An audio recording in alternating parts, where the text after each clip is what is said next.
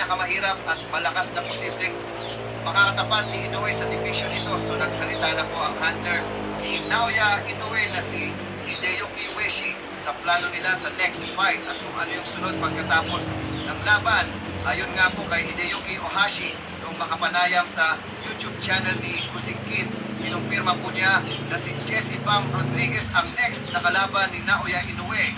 Ibinunyag ng manager ni Inoue na ang laban umano ni Inoue kontra sa kakapwa, ang defeated pound for pound superstar. Sa unang bahagi ng susunod na taon ay ang siyang magsisilbi ng huling laban ni Inoue sa super bantamweight division is dahil pagkatapos umano nito ay aakyat na sila ng featherweight division. Pero magkakaroon muna daw ng unification fight si Bam Rodriguez bago matapos ang taon na ito.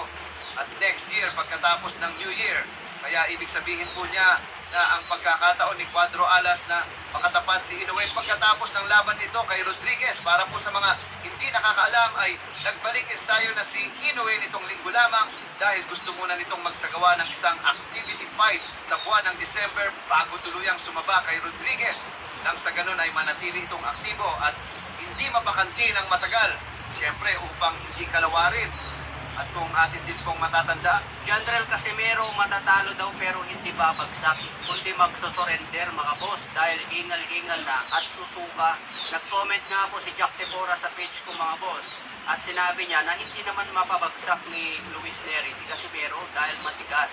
Pero sigurado, ihinto raw ang laban na ito pabor kay Luis Neri dahil pagod na raw si Casimero, walang hang. Ay, go!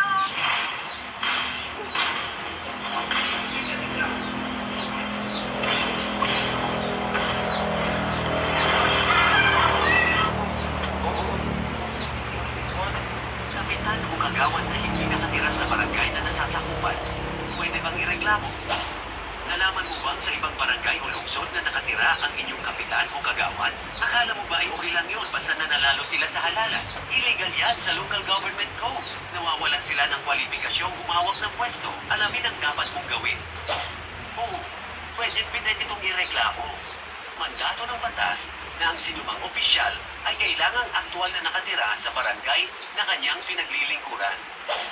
Ayon sa Secretary, 39 ng Republic Act 7,160 automatic disqualification at dereliction of duty ito.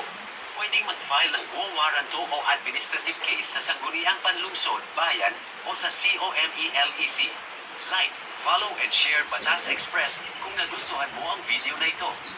Kapitan o kagawad na hindi nakatira sa barangay na nasasakupan, pwede bang ireklamo? Nalaman mo bang sa ibang barangay o lungsod na nakatira ang inyong kapitan o kagawad? Akala mo ba ay okay lang yun basta nanalo sila sa halal?